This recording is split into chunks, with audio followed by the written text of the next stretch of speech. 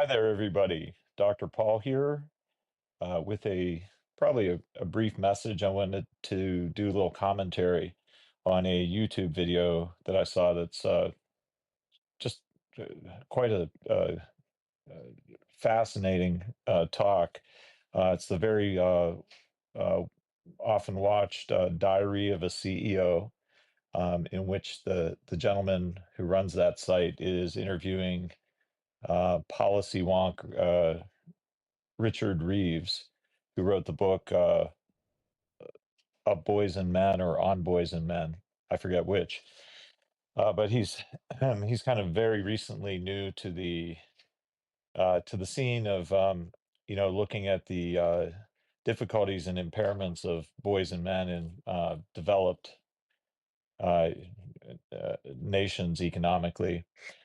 And he's a bit stiff, but just full of knowledge and curiosity.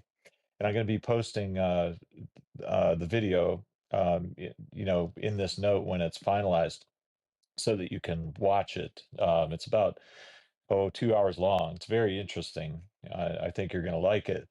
But one of the things, both of these men being so new to this concept that there are problems for boys and men, and something that I've seen coming on for about 20 years now. Let me change. Uh, Anyway, we'll see how this goes. Maybe I'll close both of these down. Uh, just go straight up audio. Anyway, usually I have a guest on when I do these, but today I'm going to just do it myself. There we go. Okay, good.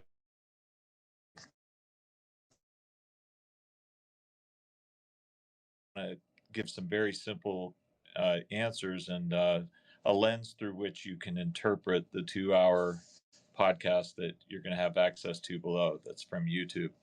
Um, between these two gentlemen. Much of this video that you're going to watch shows these two men kind of scratching their heads as to how do we solve these problems. We see what the problems are. This 4 times suicide rate among boys and men as compared to women. Men do all the dangerous jobs, 90%, 90% incarceration, male, 90%, 95% of workplace deaths. There are all these horrific statistics about males suffering in economically well-developed countries. And Richard Reeves is great in saying that the rise of women to economic power, social power, and power to choose to be married or not is all to be applauded. And just because one sex advances doesn't mean that it has to be at the cost of the other, nor does a more equalization of both sexes, the original goal of original feminism, um, that that can be achieved without either sex being harmed. And yet there are fringe elements on either end of the bell curve that push for one extreme or another, that usually is a kind of a narcissistic attitude of win lose. Like, for me to win, for our tribe to win, your tribe has to lose. And that's just not mature and not the case. It can be win win for the genders. But when these men scratch their heads and say, are men and women different? Yes, but we don't know how. And we don't know how to simplify an explanation for how that is so. Except for one thing Richard Reeves does that I've been saying for 20 years. And by the way, sidebar, I wish I had been a better marketer 20 years ago, better at publicity. I've been thinking about, talking about, and finalized my opinion of how to solve these things 20 years ago. And just remained an unknown. So go figure. If any of you know Diary of a CEO, please contact him. I've tried to, or Richard Reeves. I've tried to. Um, but here's my answer. Richard Reeves is correct in one nugget of information when he quotes a Swedish sociologist or something about how people need to understand overlapping bell curves. If they could understand that, they would start to understand what has gone wrong between men and women and what has gone wrong for men and boys. It's the bell curve distributions overlap between males and females. And so you can't look at an average of, billions of people, half the planet on the one end. The average is not the same as any one of those individuals. And individuals can't be judged personally by such averages. But the averages are interesting and useful to look at in sum total to see there are differences between males and females, but that individuals may be far out on either bell curve or far out on their own bell curve and therefore might more resemble the other sex at times. But one individual does not make the rule for billions. So I like that Richard Reeves makes that point. Um, but where they're lacking and don't understand and easily could understand, if I could get one of their ears, is that the easiest way to show how males and females are indeed different in some specific ways and yet could help each other and both benefit, and rising tide raises all boats, as they say, win-win. The way that could occur is simply to understand where Charles Darwin and Sigmund Freud overlap. And actually, the successor to Freud, Carl Jung. Carl Jung and Charles Darwin overlap in this way. And it is the biology aspect that they're hunting for as they have this conversation, wishing for, and yet can't quite understand. It's because they're blocked by the view that they have kind of been surrounded by and absorbed for decades, that somehow sociology matters or is similar to biology. It's not. They're extremely different. For one, biology and our psychology are inside us as individuals. Sociology, women, it's what surrounds us. And so these two gentlemen are still using the terminology scripts, gender scripts, male scripts, female scripts, like an actor reads to do a performance, which is fake. What actors portray is fake on purpose. They are imitating something. They're portraying a story that isn't real people. It isn't real life being. It's just a portrayal. And so to think that highly erroneously to say that the thing we call masculinity or the thing we call femininity are portrayals, like false, fake, constant portrayals for one's entire life. Who could do that? Not even an Oscar winning actor could act 24/7, 7 days a week, their entire life and have their portrayal, their false, fake depiction of a character somehow be so authentic that it is real. That's impossible. I just, for 20 years, I have not been able to believe what I see and hear when people talk about these roles, gender roles. They aren't roles. So back to Darwin and Jung. Jung used terminology he called archetypes. And there were universal archetypes that are the same for all people, male or female. But then there are masculine archetypes and feminine archetypes. And it's kind of a strange neologistic word that he coined to say archetype. But at that time, the science was not so developed yet. Darwin's ideas were kind of new. and we didn't have evolutionary psychology yet. So he called them archetypes. But what they really are the biological epiphenomena of what I call masculine and feminine instincts. Instincts, as in the startle response to a loud noise, or the fight or flight instinct. If a mountain lion appears behind you and starts chasing you, automatic behaviors that are truly biological in origin, but play out in one's inner psychology, yet they have a biological origin. Okay. And this is a lot of what Richard Reeves is citing to the Diary of a CEO Gentleman when he says men take more risks, or men are on average taller. They're most of people over 6 foot tall, or men do dangerous jobs, or men have a higher tolerance for risk financially.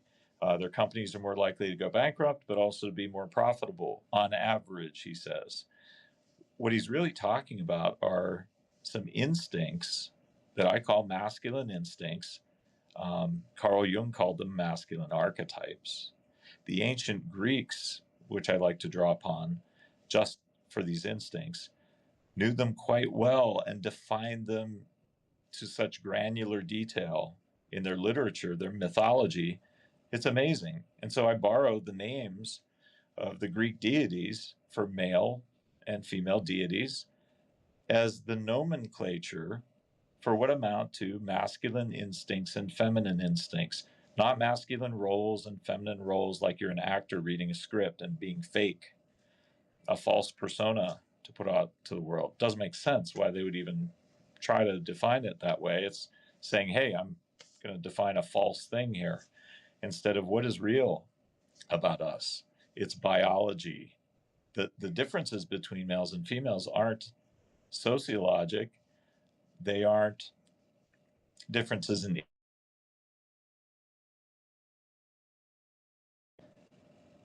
they are pure biologic differences. It's the opposite of what they're describing. So how could this answer their questions, or they're scratching their heads? It's simply that the reason men are falling behind is not because uh, women, they need to outdo women or subdue women in order to be higher. That would be a narcissistic approach to things, a win-lose approach. It needs to be win-win. And the reason men are lose-win in their status in the recent decade is because the lack of understanding, acceptance, and study of this concept that there are masculine instincts that if males don't express them, um, empower them, including women empowering them, and women will benefit from their empowerment, from the empowerment of masculine instincts. Women benefit from that because what do males want to do? They want to impress women. They want to help women. The reason they achieve great things is often because of the inspiration of a woman, or a woman they haven't met yet.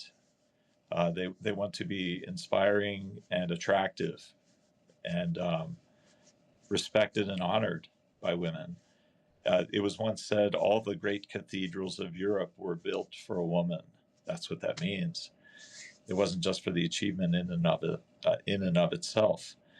So men and women benefit each other the more their unique instincts to their gender are expressed, empowered, fulfilled through their use. And that's what's missing because of all this sociology um, pushing males, as Richard Reeves says, to view themselves as dysfunctional women rather than men, which is different from being a woman instinctually. And so the men don't know what to do because they're being told they'll be punished or become outcast if they bring to light this thing they know about themselves, that they have masculine instincts, which are not feminine instincts. they can't even dare to think that, let alone say it publicly or use them publicly. And there are no spaces for males only anymore, by the way, which I believe they mention. But also that instead of those instincts being empowered and implemented, they're made invisible, and the landscape is muddied up and clouded up by sociology. By way of saying sociology is somehow a part of us. It's not. It's the environment around us, outside of us, the culture. So what's the real nugget here that explains and solves all these problems these two men scratch their heads about? It's that if Darwin and Jung were talking about the same thing, archetypes, instincts, same thing.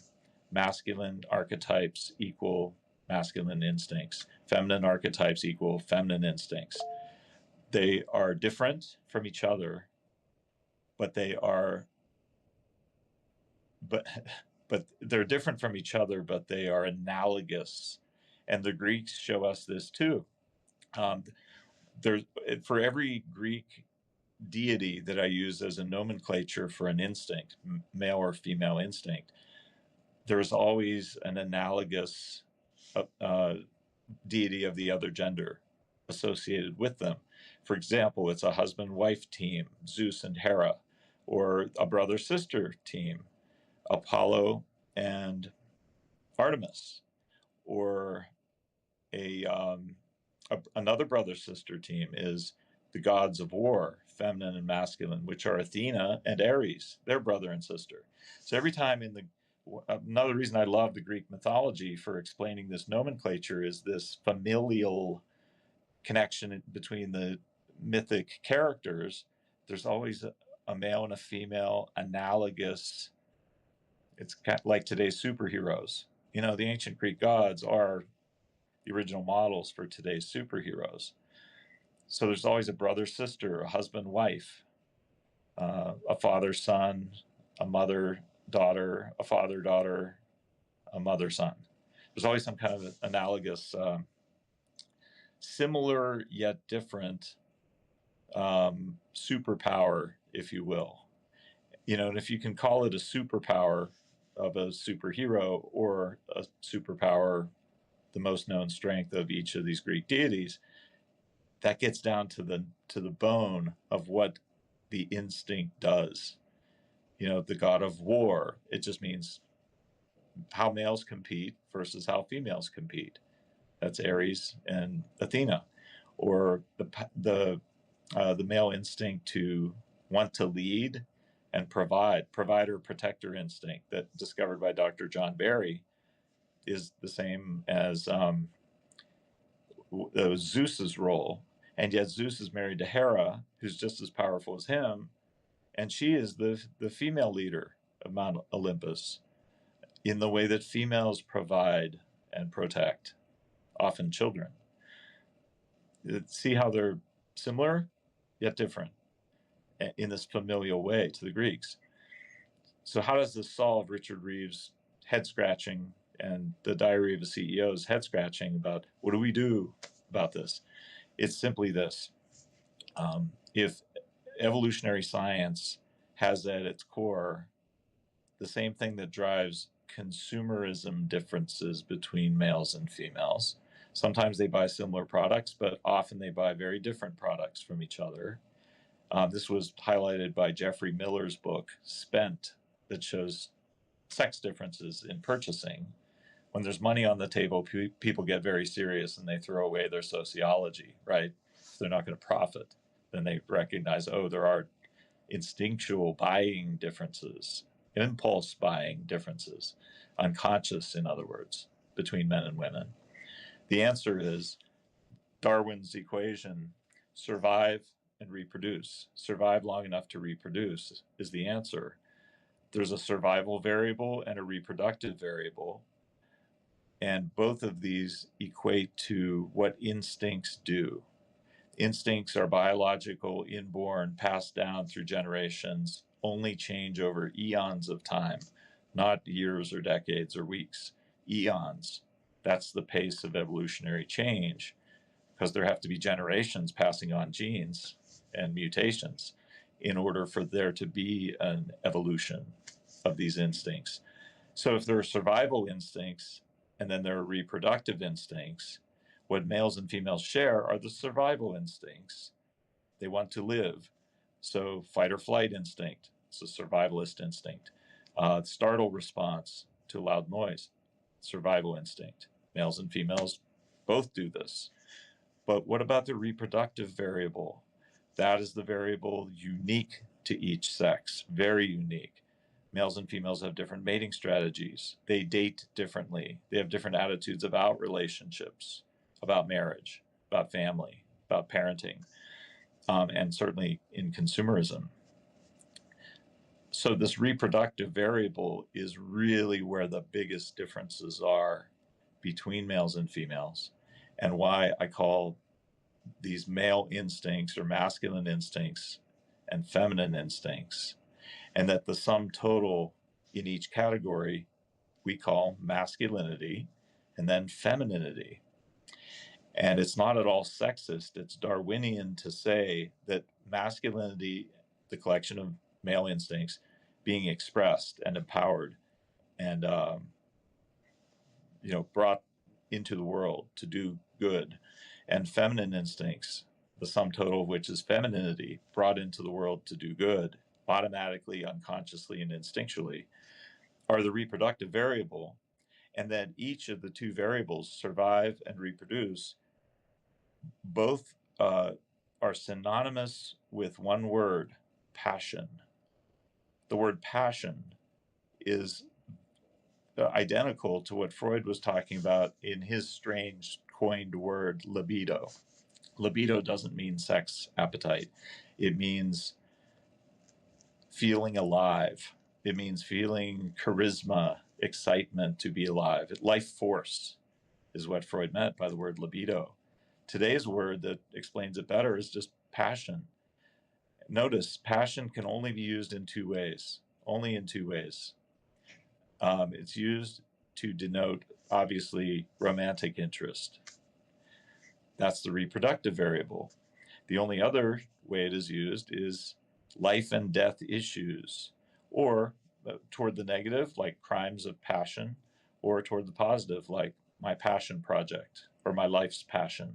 That's not romantic. It's just, what are you here to do? What is your life's purpose or mission as a person? And you feel excited to be alive when you are on the path toward your life's purpose or mission. You feel excited. You feel alive. That's the word passion. It's the only two ways it could be used. So what is in decline in males that causes them to not go to college, to do dangerous things foolishly, to feel worthless, as Richard Reeves says, the two words worthless and useless. Those are the two most common words in suicide notes from males. And why are they 80% of completed suicides, males? Because their life force has been depleted, because they have been surrounded by messaging for decades saying, don't be masculine, that's bad, that's toxic, which is saying, don't be passionate, which is saying, don't be alive, don't be full of life as a male. Be deadened. Well, what's the bottom of that spectrum of deadness? It's being dead. Deleting oneself, as they say. When one reaches the point of having no life force left, which is what masculinity is to males and what femininity is to females. There's nothing sexist about using the word femininity or masculinity. They both are just passion for life, excited to wake up in the morning and to want to do good in the world in your unique way, specific biologically to your biologic sex. No matter who you are, it's life force. Use a synonym if you don't like the words masculine or feminine. Say passion. wanting to feel more alive as a person, at work, in love, and in life. That's the answer. Simple answer. It's the word passion. Masculinity equals passion for life for males. Femininity equals passion for life for females. When people are hurting and dying, that's what's lacking or utterly depleted. Okay. I guess that wasn't so short after all. We'll do more on this. I'll probably meet with Jeremy Fox to discuss this very video. I just wanted to draw your eyes to the video. It's remarkable, very interesting, so fascinating. So I hope you watch it and enjoy it. Thank you.